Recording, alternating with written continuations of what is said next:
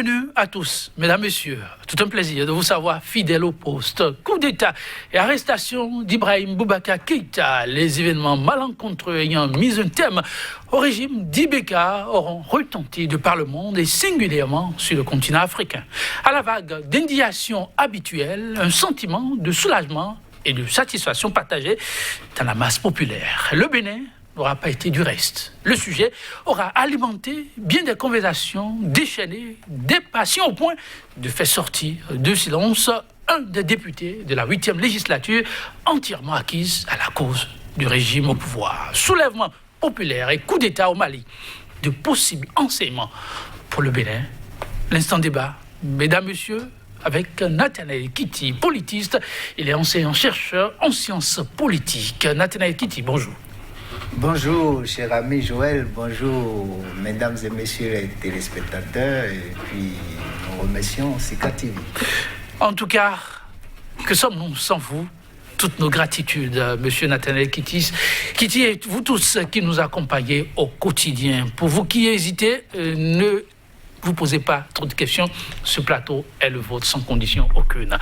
En face de Nathanaël Kiti, le consultant international en problématique du terrorisme et spécialiste des questions de sécurité. Une présence qui compte sur ce plateau. Ah oui, Pout au Mali oblige. Souleymane Hamzat, c'est son nom. Souleymane Hamzat, bonjour. Bonjour, cher ami. Merci de répondre à notre invitation. Écoutez, le plaisir renouvelé et heureux d'être sur Sika TV. En tout cas, la joie est partagée. Un Souleymane, mesdames, messieurs, peut en cacher un autre, oui, un troisième invité en notre compagnie, monsieur Souleymane Harouna, qui n'est vraiment plus à présenter, l'animateur vedette de Tempo Afrique TV, qui n'est non plus à présenter. Il est ancien président des Béninois résidant aux États-Unis. Souleymane Harouna, bonjour. Oui, bonjour Joël Yetongi et bonjour mon homonyme Souleymane Hamzat. Bonjour mon cher ami professeur Nathanaël Kiti, et vraiment je remercie Sika TV surtout pour cette extension en direction vraiment de la diaspora aujourd'hui. Et comme le dit toute la diaspora, bon, on a cette scène quand même qui permet quand même au peuple béninois d'avoir la vie de la diaspora et d'avoir l'écho de la diaspora par rapport à ce qui se passe,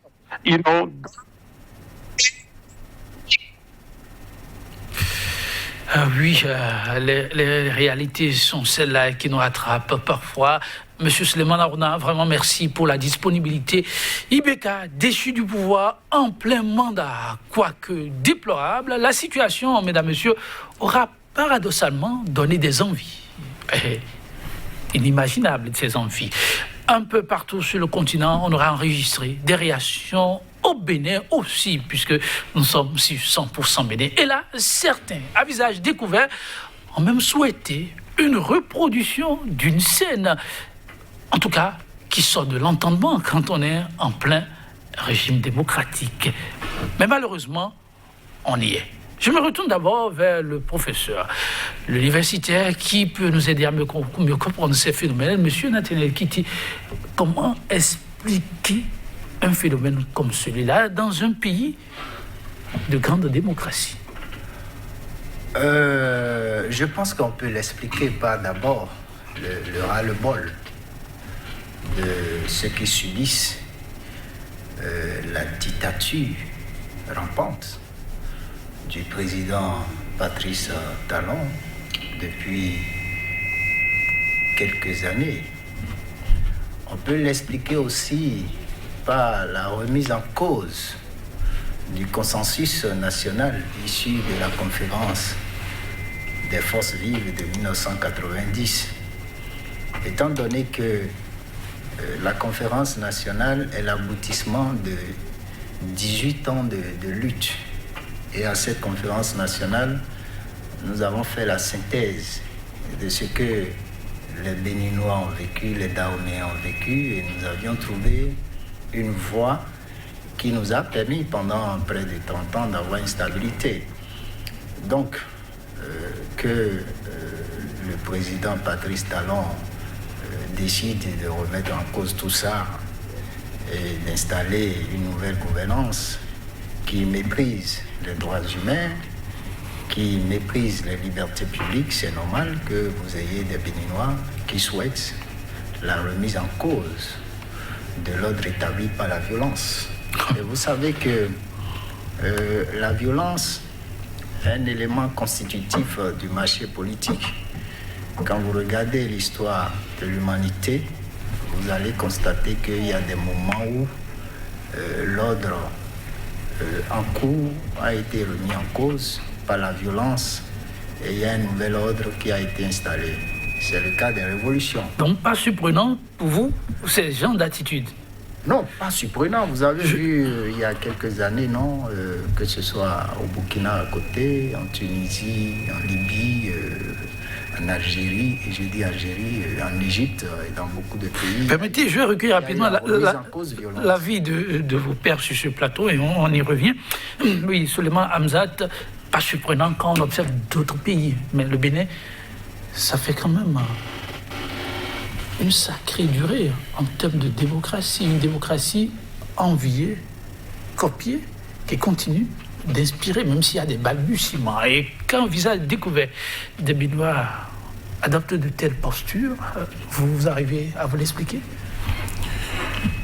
Vous savez, quand on arrive à une situation de coup de force, sur la base de mon expérience, c'est souvent parce que l'État est mal géré. Il y a des abus à tous les niveaux, tous les échelons possibles. Et quand cela se passe, que le peuple se met dans la rue, qu'il y a des scandales, il y a des casses, et que dans un mauvais maniement, n'est-ce pas, du pouvoir régalien qu'est l'armée ou la police, il y a insurrection. Souffrez que parfois les militaires deviennent des arbitres. Et ce n'est pas le cas du Mali, n'est pas un cas d'école. Ça fait longtemps que nous vivons ce genre de choses. Avant d'arriver sur les faits, l'attitude des Béninois en observant la scène du Mali, vous la comprenez? J'ai même applaudi. Je ne parle pas des Béninois, je ne connais pas leur avis, je parle de moi. Vous parlez de vous? Oui, moi j'ai applaudi. Ça va vous surprendre. Mais j'ai applaudi. Parce que pour des raisons que... Il a été plusieurs fois demandé au président Ibeka de revenir sur un certain nombre de choses, aussi simples qu'elles soient. Hein. Revoir, par exemple, les législatives qui ont été bafouées. Il y a même des députés qui sont à l'Assemblée dont les régions n'ont pas voté.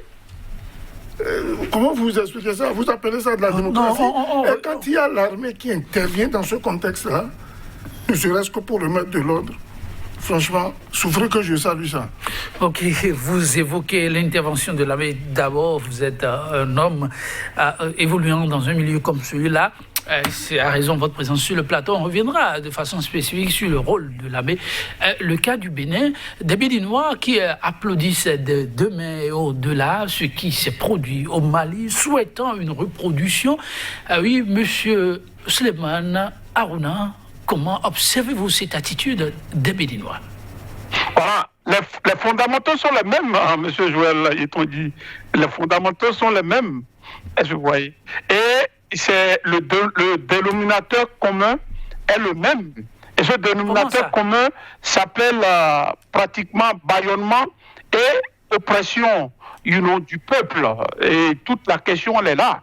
Donc, je pense que le fil conducteur de cette contestation sont, comme l'a dit mes chers panélistes, c'est pratiquement ces lois chrysogènes, c'est pratiquement cette organisation des élections législatives organisées.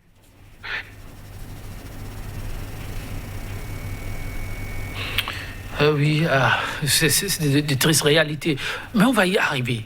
Il a dit l'essentiel, on dirait, de son approche par rapport à cette posture des Béninois. Alors la question que je vois à travers son intervention est la suivante que je vous pose d'ailleurs. Peut-on se permettre de comparer le Bénin au Mali? Bien sûr, il y a des points de ressemblance et des points de dissemblance quand on compare. Ressemblance, vous allez d'abord voir que la crise a pour source les élections législatives. Donc une assemblée, vous savez, au Mali, les élections législatives là-bas, c'est à 2 tours. Donc il y a eu le premier tour, il y a un deuxième tour, et c'est au deuxième tour que le problème s'est posé. Voilà. Ici aussi, la crise, ce sont les élections législatives de 2019. Encore qu'au Mali, l'opposition a participé aux élections. Voilà. Ici, l'opposition a été purement et simplement exclue des élections. Donc la situation est encore plus grave ici qu'au Mali. Maintenant, vous voyez le contentieux électoral issu du deuxième tour, mal géré par la Cour constitutionnelle, de telle manière que la pression de la rue a amené certains à même démissionner de la Cour constitutionnelle. Ici aussi, vous avez la Cour constitutionnelle qui a mal géré le contentieux, parce que le fameux certificat de conformité s'est inventé par la Cour constitutionnelle ici, en interprétant le code de la charte des partis politiques. Vous avez les points de ressemblance. Et au-delà de ça, vous avez maintenant la corruption, la mauvaise gouvernance et autres. Ici aussi, c'est pareil. Prenez la Constitution et la loi qui a révisé la Constitution. C'est la constitutionnalisation de l'opacité. On a donné droit au chef de l'État de ratifier les accords de prêt et de rendre compte dans un délai de 6 mois. Depuis novembre, combien de fois le chef de l'État au Bénin a rendu compte des accords qui ont été faits? Vous voyez la manière dont la lutte contre la maladie dite de Covid-19, la manière dont c'est conduit, les emprunts obligataires qui ont été faits. Est-ce que vous avez vu un ministre aller à l'Assemblée nationale pour informer le peuple de la manière dont ces emprunts ont été faits, la manière dont ils ont été répartis? C'est un conseil des ministres, on a entendu dire on donne ci, on donne ça. Combien ont été donnés au pays? Comment c'est géré? Personne ne sait rien. Maintenant, vous voyez la mauvaise gouvernance à l'Assemblée nationale. La mauvaise gouvernance à l'Assemblée nationale. Le gouvernement n'est pas interpellé. Les députés n'ont pas eu le courage d'interpeller le gouvernement. C'est une mauvaise gouvernance à l'Assemblée nationale. Et au-delà de ça, tout ce qu'on reproche au chef de l'État. Le chef de l'État, vous savez, c'est un opérateur économique. Quand vous prenez le coton aujourd'hui, qui dirige ça? Quand vous prenez le porc, qui dirige ça? C'est vrai, il a dit, il a cédé ses actions, mais à qui? À ses amis, à ses enfants. Ses enfants restent ses enfants. Ses amis restent ses amis. Vous voyez, non? Monsieur Olivier Bocor, dont on parle souvent au Bénin, les gens l'ont vu chaque fois sortir avec le chef de l'État. Ils sont toujours ensemble. Ses enfants, ce sont toujours ses enfants. Donc c'est la famille du président qui gère le port autonome.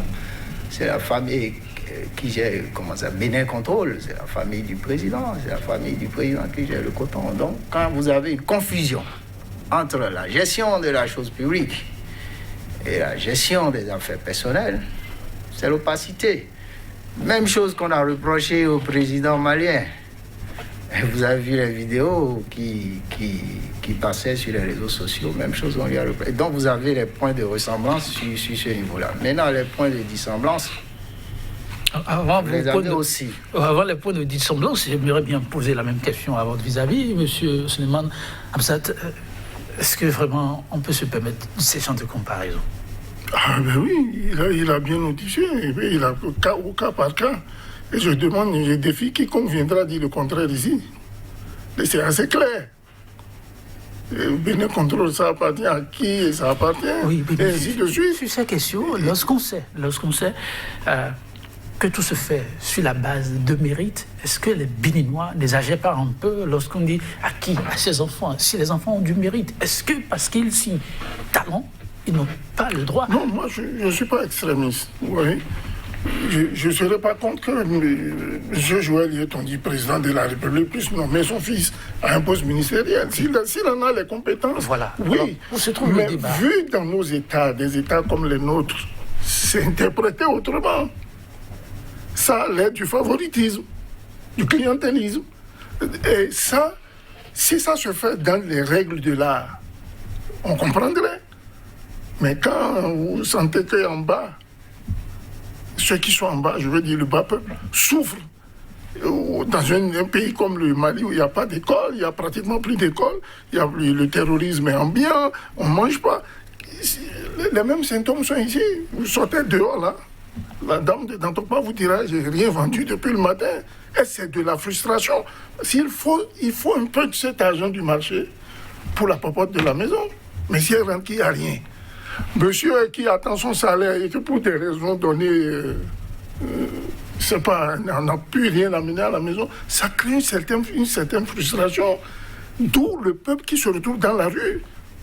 Et si ce peuple se retrouve dans la rue, c'est-à-dire du fait d'avoir faim et de vouloir le revendiquer, se trouve maté. Et justement, sur ce point, au Bénin, les fonctionnaires continuent de percevoir. Monsieur Kiti, qui est d'ailleurs un fonctionnaire, ne dira pas le contraire. Il perçoit son salaire régulièrement. Mais alors, les Maliens percevaient aussi le salaire. Non, les Maliens aussi percevaient le salaire. Les salaires, c'était pas coupé. Les salaires n'ont jamais été coupés au Mali. Au Mali. Jamais.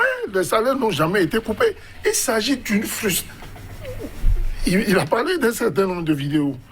Ça a été pris après que un des enfants a oublié un portable, un téléphone, sur lequel se trouvaient toutes les vidéos que vous avez vues là. On les voit sur des bateaux danser, alors que le Malien n'avait pas à manger. Écoutez, est-ce qu'il faut, moi ma question que je me pose, est-ce qu'il faut privilégier un groupe contre une masse? Est-ce que vous avez l'impression, on prend le cas spécifique du Bénin, qu'il y a un groupe qui est privilégié au détriment d'un autre? Ah ben écoutez, il n'y a que d'aveugles pour ne pas voir. Au Bénin. Le Bénin, écoutez, sous le régime Talon. Vous me connaissez, je ne fais pas dans la langue de bois, moi.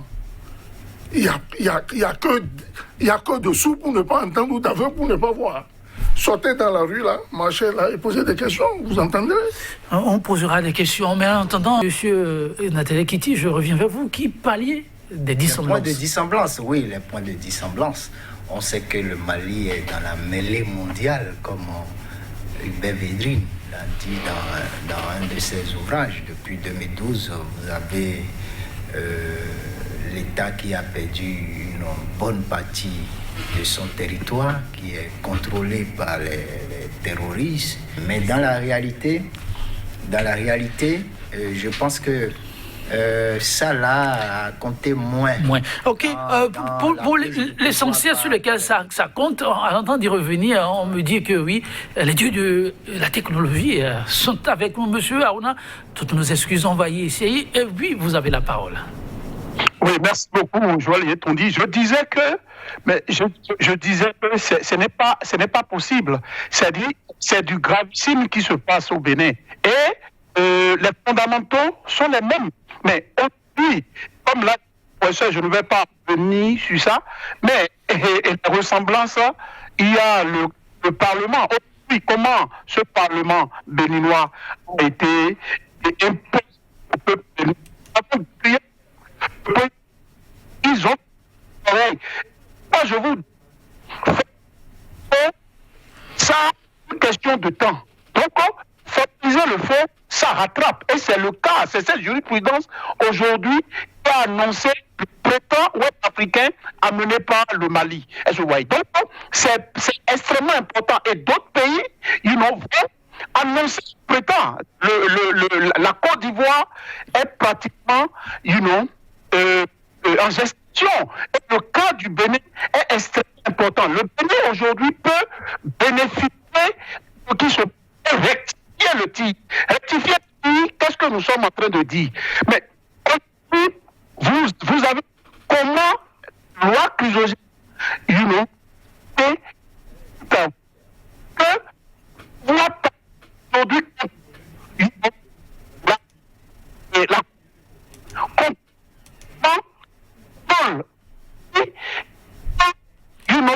et sur le plan économique, le président de la République, c'est un fait. C'est un fait. Le président de la République détient tout l'argent économique de ce pays. Le port, c'est pour Patrice Talon.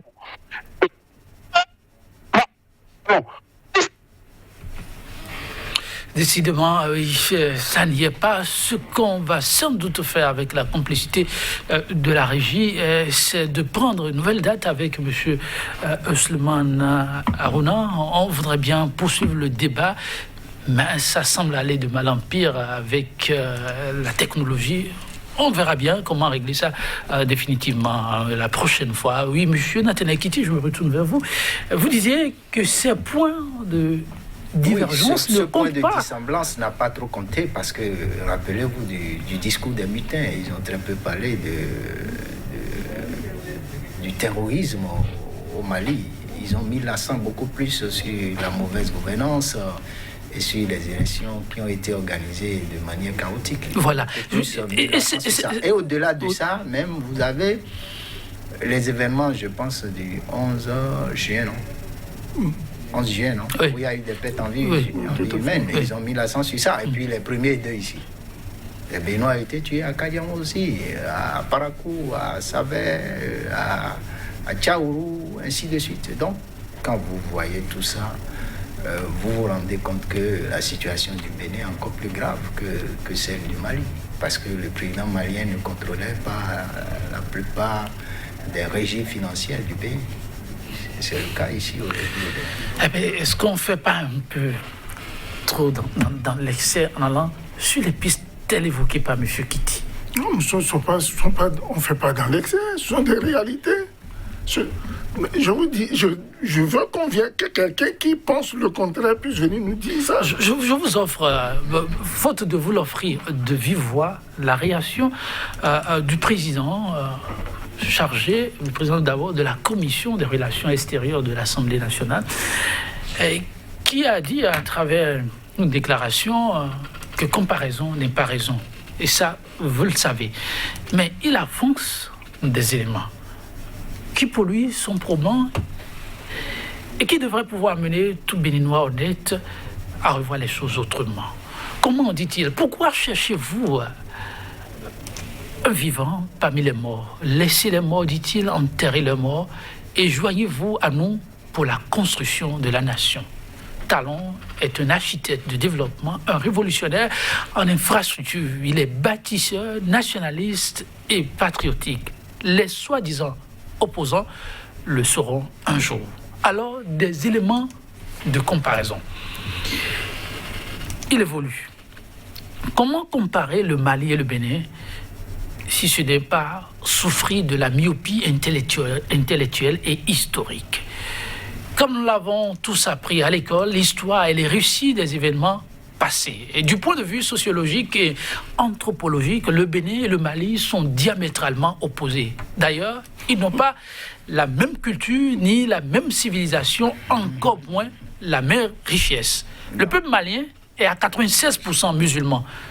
Ce sont de grands salafistes et qui ont pour objectif un facteur déterminant qui pourrait expliquer ce qui a été vécu là-bas et qui ne saurait se reproduire ici. Je m'arrête sur ce point pour vous demander, est-ce que ce n'est pas un aspect qu'on n'a pas suffisamment évoqué dans ce qui s'est passé au Mali? Non, ce qui s'est passé au Mali n'est pas religieux du tout. Du tout.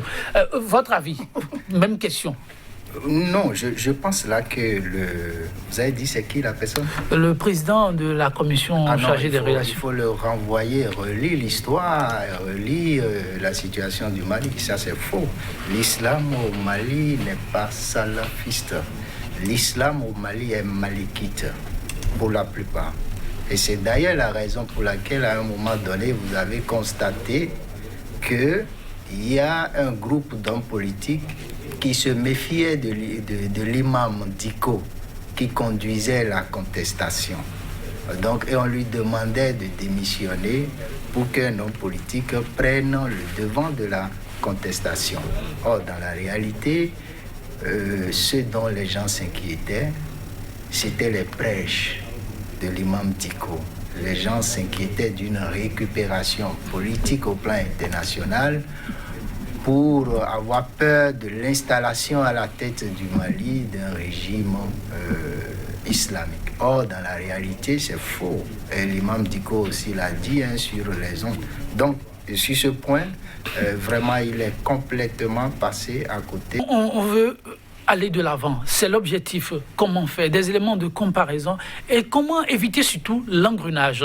Pas se prétend pour le continent comme certains le souhaitent. Alors l'homme évolue en disant, au Mali, c'est le fils de Ibeka qui gère le pays, en lieu et place de son père démocratiquement élu.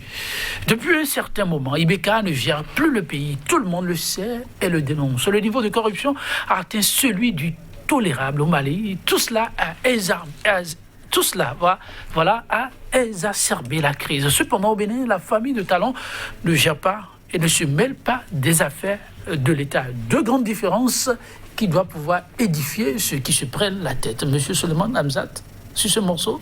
Bénin contrôle est géré par qui?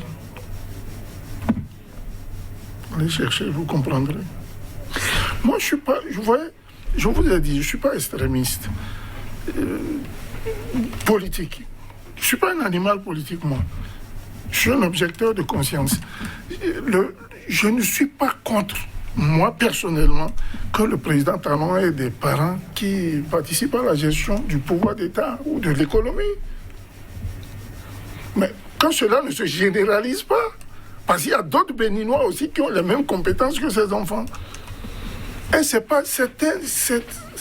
un état de fait, c'est pas quelque chose qu'on invente. Je ne sais pas, on dit souvent, pour moi qui ai approché certains chefs d'État, quand ils sont devant le volant, ils vont plus loin. Ça vient de partout. Et il y en a derrière qui sont là, les Français, c'est le cas de la Côte d'Ivoire. Faut y aller. Mais quand ça pète, c'est les premiers qui disparaissent et qui changent de veste. Sur ce morceau, M. Kitty, vous avez évoqué des éléments un peu plus tôt, mais avec les éléments avancés. Non, je pense que il est dans une analyse totalement partisane et qui l'empêche de voir la réalité. Parlant de la myopie intellectuelle, non, pas du tout. Aujourd'hui, quand vous regardez le tableau du Bénin sur le plan des droits humains, il est sombre, totalement sombre. Alors que la situation au Mali, c'était encore mieux. C'était mieux que celle du Bénin sur ce terrain-là. Et aujourd'hui, au Bénin, il y a l'injustice qui s'est installée en mode de gouvernance dans notre pays. Écoutez, vous avez les exemples devant les juridictions, ceux dont les décisions ont été rendues, l'État béninois a refusé de les exécuter. Vous avez ceux qui sont mis sous mandat de dépôt pour des délits d'opinion. Vous en avez au Bénin, ils sont nombreux. Donc, il n'a qu'à voir la vérité, la réalité et nous faire une bonne analyse au lieu de se mettre dans une analyse partisane. On dit qu'il est bâtisseur, tout ce qu'on voit là. Écoutez, c'est des gadgets. Est-ce que vous pouvez me dire les conditions dans lesquelles les contrats sont passés avec les entreprises qui sont en train de faire l'asphaltage? Est-ce que c'est connu du peuple béninois? C'est mis à la connaissance du peuple? Ça participe à la transparence? Est-ce que vous pouvez me le dire en tant que journaliste? Est-ce que celui qui parle là, le député Balamassi même peut le dire, les conditions dans lesquelles les contrats avec ces entreprises sont passés? Personne ne sait. Donc je pense que quand vous regardez le tableau du Bénin, à mon avis, moi qui observe beaucoup, c'est encore plus sombre que celui du Mali. Si c'est si sombre, qu'est-ce qui ferait l'avantage ou la force du Bénin? Justement, peut-être que, j'ai eu à le dire, chaque peuple a sa manière de régler ses crises. Et en 91, nous sommes passés de la dictature à la démocratie sans les armes. En 91? En 91, non. En 91, déjà 90, à partir de 90. Ouais. À partir de 90, nous sommes passés de la dictature à la démocratie par les armes. Si je parle de 91, c'est à cause des élections de 91. Okay. Voilà. Peut-être que c'est la même chose qui va se passer en 2021. Négocier le tournant de sortie du président Patrice Talon sans recourir à la violence. Peut-être, je dis peut-être parce qu'il y a encore des obstacles qui sont là aujourd'hui. Ah oui, monsieur Hamzat, oui. qu'est-ce qui fait la spécificité du Bénin si le tableau est si sombre que vous le présentez? Il faut reconnaître que le Béninois a un génie. Hein. Le Béninois, il a de la matière grise.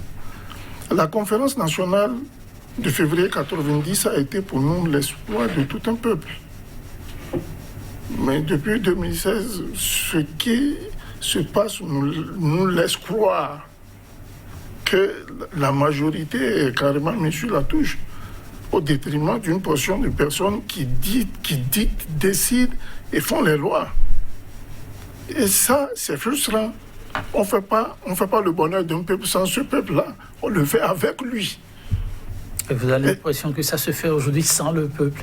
Écoutez, quand vous allez dans une élection comme les élections législatives, où c'est qu'on invente, je ne sais pas, des bouts de papier qui viennent atterrir et qui ne relèvent pas de votre constitution, ni du code électoral, ni de la loi. Écoutez, ça laisse à réfléchir. On se demande, c'est pour cela que je vous dis ici, je le répète, la démocratie pour moi, je ne sais pas ce que ça veut dire sur le sol africain. Ça dit tout ce qui peut arranger le régime en place. Je vous donne prenons même un cas encore plus flagrant. Oui. Vous avez vu ce qui s'est passé lors des communales? On n'a même pas fini d'installer les maires. Qu'on va sur la loi, on la remodifie pour en faire autre chose. Vous appelez ça de la démocratie? De vous à moi. C'est pas, ça n'a aucun sens. Et ça crée des frustrations. Et de frustration en frustration, nous arrivons à un abcès qui gonfle et qui, à un moment donné, pète. C'est la loi de la nature. Écoutez, si je vous rencontre dans la rue, je vous insulte. Ensuite, je vous administre une gifle. Et après, je provoque une bagarre. Vous allez vous laisser faire. Vous ne vous laisserez pas faire. Et il faut reconnaître. Et ça, je le dis et je le répète sur tous les plateaux où je passe. Le fauteuil présidentiel, là, il appartient au peuple. C'est le peuple qui, de son bon vouloir, vous l'a donné, vous a installé dessus. Le jour où il n'est pas content qu'il vous demande de partir, pourquoi vous en faites une histoire? Pourquoi ce peuple-là qui vous a élu, vous retournez les armes contre lui? Mais le problème, oui, quand les Béninois se lancent dans cette comparaison, c'est que, justement, le peuple a pris l'engagement de vous interroger à échéance échue. Mais on s'est rendu compte que ce qui s'est passé au Mali, c'est tout le contraire.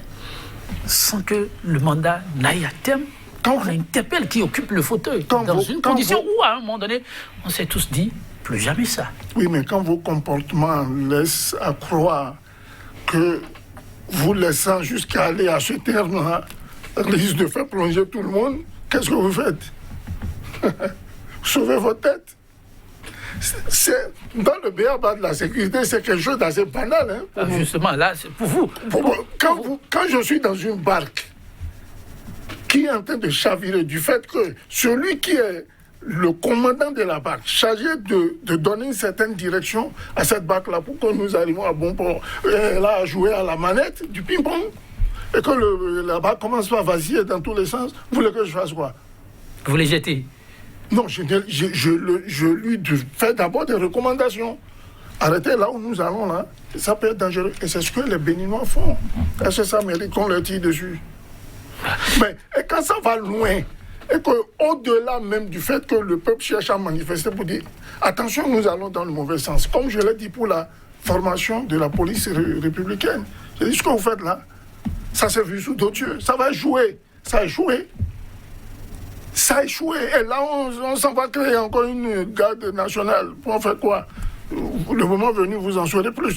C'est de frustration en frustration que on arrive parfois à des détournements. Et pour conclure, oui. Vous savez, dans les dernières semaines du président Ibeka, il y a une loi qui est passée pour les militaires, qui a modifié les grades, comme on a vu à notre assemblée ici. Souffrez que je vous dise que certains experts militaires disent même que c'est la source du coup d'État. Ah bon? Je vous le dis. Oui, en tout cas, on découvrira beaucoup de choses sur ce qui s'est passé au Mali. Mais là, voilà, je disais, monsieur Nathaniel Kiti, oui. C'est vous qui l'enseignez. Quand on décide d'aller à la démocratie, on va avec toutes les conditions. C'est le peuple qui décide, c'est vrai. Et le peuple a mandaté et a décidé que désormais, ce sera à échéance échue qu'on décidera du sort de celui qui occupe le fauteuil. Mais quand ça se passe de cette façon-là, est-ce qu'on doit en rire et applaudir comme ce à quoi on assiste? Non, lisez bien la Constitution béninoise, le préambule. Vous allez constater que la souveraineté appartient au peuple. Ça, on est d'accord. Mais la Constitution l'a aussi mentionné. C'est à échéance échue. Suivez bien, Blaise Compaoré au Burkina était en cours de mandat. Le peuple a mis fin à ce mandat-là. Regardez le peuple malien descendu dans la rue, applaudi le coup d'État. Le bouclier de celui qui est au pouvoir, le chef de l'État, son bouclier, c'est le peuple, à condition qu'il gouverne dans l'intérêt du peuple. Et lorsqu'il ne gouverne pas dans l'intérêt du peuple et que une partie du peuple décide de le renverser et que vous voyez ce peuple-là dans la rue en train d'applaudir au lieu d'aller le défendre, ça veut dire qu'il y a quelque chose qui ne marchait pas.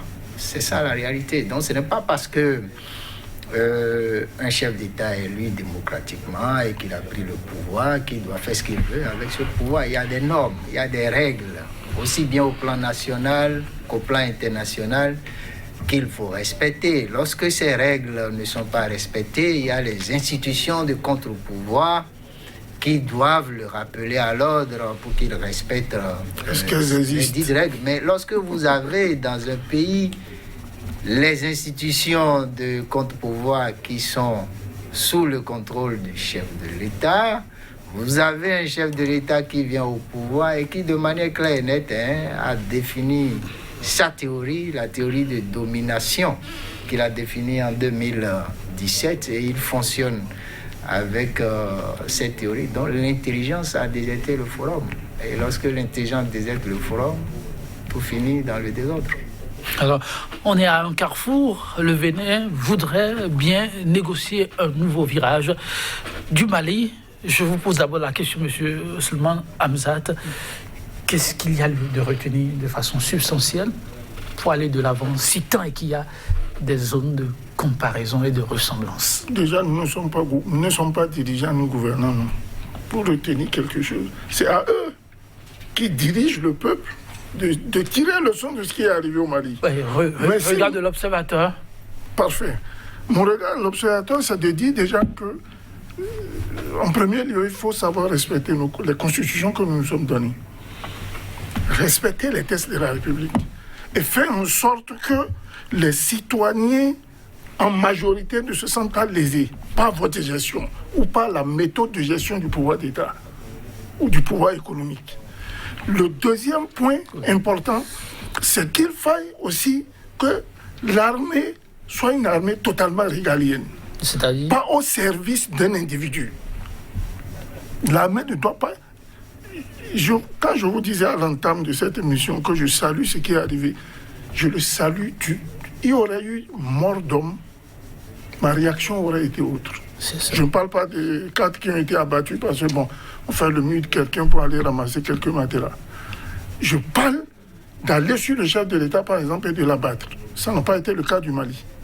C'est en cela que moi, je salue ces officiers-là, que vous voyez à la tête du Mali aujourd'hui, ils ne sont pas des aventuriers, hein. Ils ne sont pas là par hasard.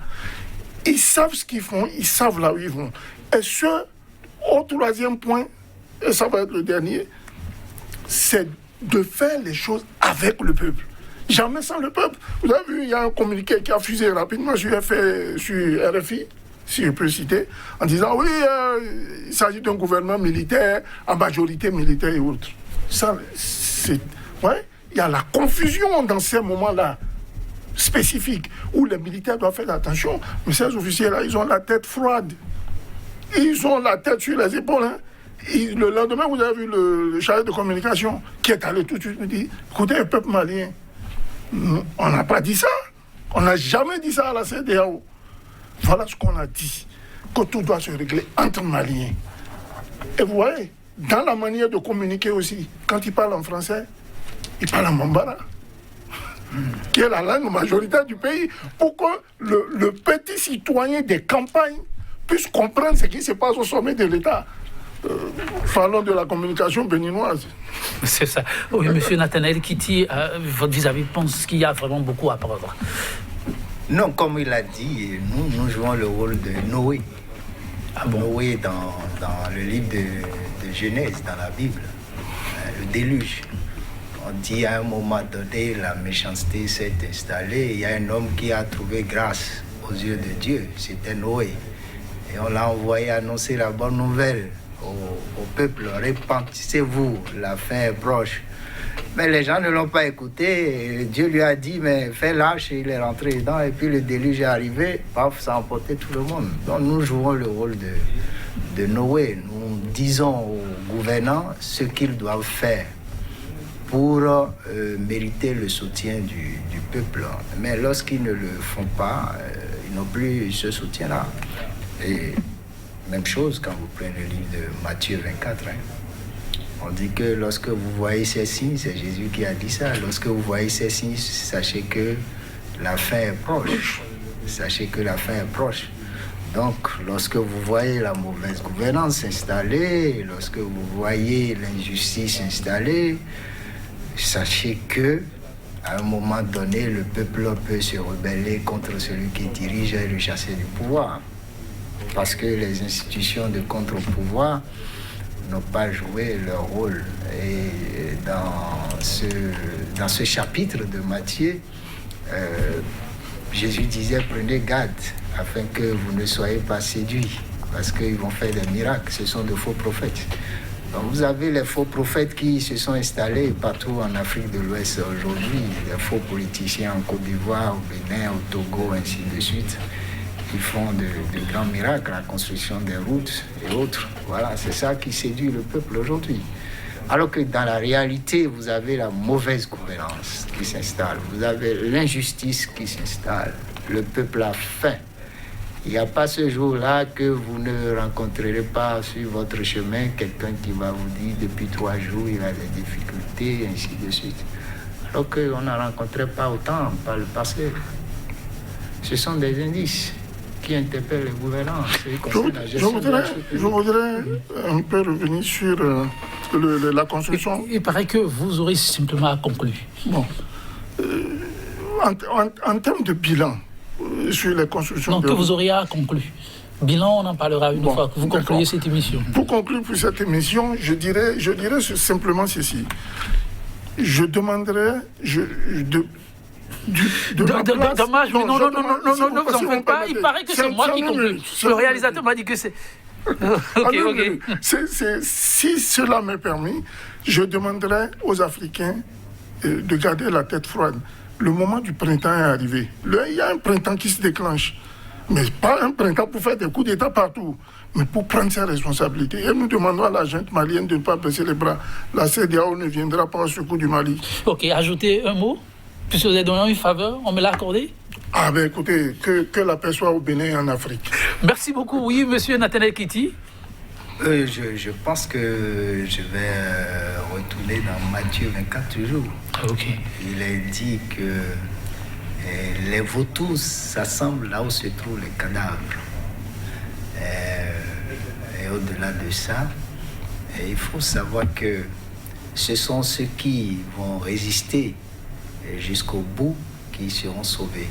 Donc, tous les week-ends aujourd'hui, vous voyez au Bénin, les gens qui appellent un deuxième mandat, c'est légitime. Mais pourquoi ils le font? Parce qu'ils jouent le rôle des vautours. Ils vont là où se trouvent les cadavres. Parce que les cadavres, vous savez, quand c'est pas enterré, ça pue. Et ça attire les vautours. Donc je pense qu'aujourd'hui, un travail doit être fait pour qu'en 2021, les élections soient d'abord ouvertes, concurrentielles, pour qu'on mette fin à cette mauvaise manière de gouverner notre pays. C'est très important. Merci à vous, monsieur Nathanaël Kiti. Merci également à vous, monsieur Suleiman Hamzat. Merci à monsieur Suleiman Harouna, qui n'a pas pu poursuivre l'émission jusqu'à son thème avec nous. En tout cas, demain sera meilleur. Gardons espoir. 100% Bénin pour le numéro du jour. On s'en arrête là. Ça va être sur cette citation du Guy Bollet, écrivain français, sur les questions de gouvernance et de démocratie. Il faut bien, dit-il, que toutes les horreurs du monde, enfante des printemps si nous voulons durer au-delà du chagrin. Car après la peine, il y a toujours le réconfort. Très bonne suite de programme en notre compagnie. À très bientôt. Merci.